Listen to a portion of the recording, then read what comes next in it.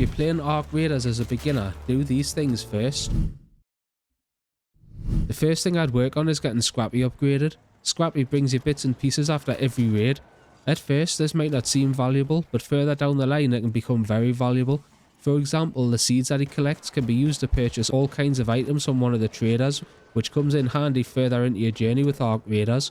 Scrappy also brings you plastic parts and metal parts and stuff like that, so work on getting him, or her, upgraded as soon as you possibly can. Work on is getting your benches upgraded as soon as possible. When these benches are upgraded, it allows you to craft some of your favourite items to take into raids with you. One of the community's favourite items to craft early on is the stim shot. These allow you to get around the map as quick as possible, especially if you're jumping in as a solo and want to get to some of them high-end loot spots as quick as possible. To be honest, I've only just started saving the plastic parts and the chemicals needed to craft these. I didn't see what all the fuss was about at first when I watched people taking 10 to 15 stims into raids with them. But once I used it once, I was hooked.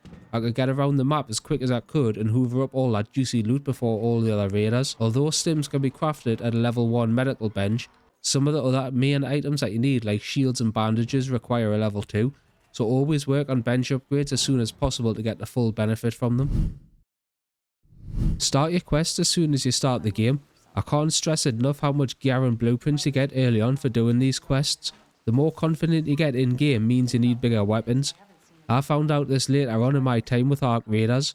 I really wanted to take out Rocketeers, Bombardiers, Bastions and Leapers early on, but I was limited to the Anvil and the Ferro, which by the way aren't actually bad weapons, but I wanted to shoot fewer rounds and do more damage. This is where the Hullcracker comes into it. You receive the Hullcracker by completing the Major's Footlocker quest at the very end of Tianwen's missions. If I was starting Arc Raiders as a beginner again, I'd focus on her missions until I received that blueprint. Your Arc Raiders experience becomes a whole lot better when you run around with that weapon as your secondary, and this goes hand in hand with number 1 because you need your weapons bench at level 3 to craft the explosive ammo for the Hullcracker, or you can buy it from one of the traders.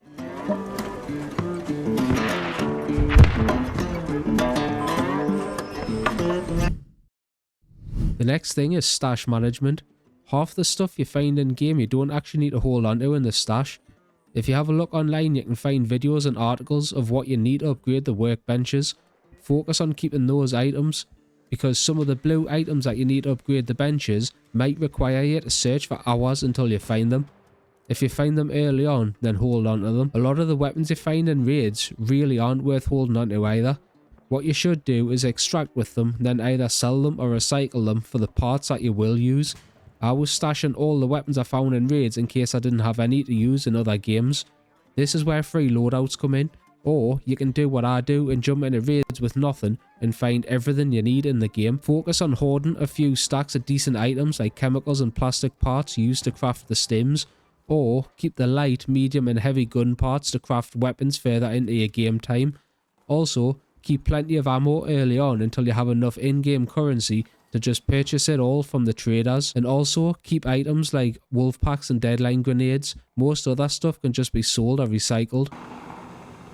Thank you. Hey there! The next thing to work on is gaining XP. Everything you do in game contributes towards the XP that you gain. From looting containers, killing other raiders, taking out the Ark, and the items you bring out all go towards your overall XP. The more XP you get, the more you can progress your skill tree. These are essentially perks and buffs for your character.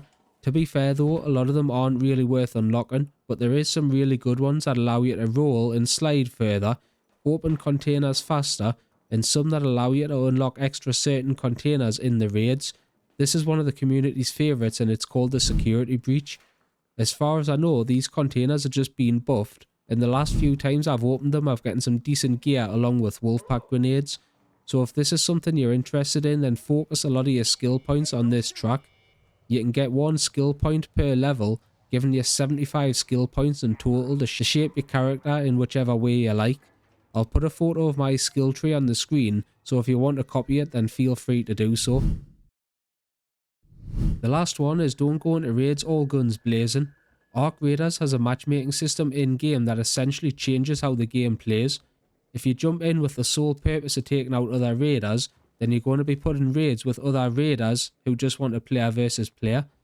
This can be extremely frustrating if you just want to try and find blueprints, because it means that you could lose the whole lot in seconds if you haven't got these high-end items in a safe pocket, and starting out you will only have access to one safe pocket, which can make it extremely difficult to extract safely with these items. But on the other hand, if you jump into your first 5 to 10 raids and you don't shoot a single round at another raider, you'll be put in the friendly lobbies, which I've been in for the most part when I started my journey topside, and it's been the most fun I've had in any extraction game. I was in a game a few days ago when another raider was down by a leaper not far from the exfil. I noticed this and I went straight over to assist. He was crawling towards the exfil and I was healing him every so often, which got him to the exfil without bleeding out. He was able to extract without losing any of his hard-earned loot. This is one of the main benefits of being in the friendly lobbies. Most people are there to help fellow raiders when we need them. This is also the case when it comes to fighting some of the bigger arc enemies. People work together to take them out and they share the loot. This is the way Embark Studios wanted the game to be played. They added in the player versus player element as an extra, hence the addition of the aggression based matchmaking. So there you have it. That's the top 6 things I would prioritize if I was starting Arc Raiders again as a new player. If you're new to the channel, check out this video on screen where I show one of my favourite loot runs on Buried City. Thanks for watching and I'll hopefully see you in the next video.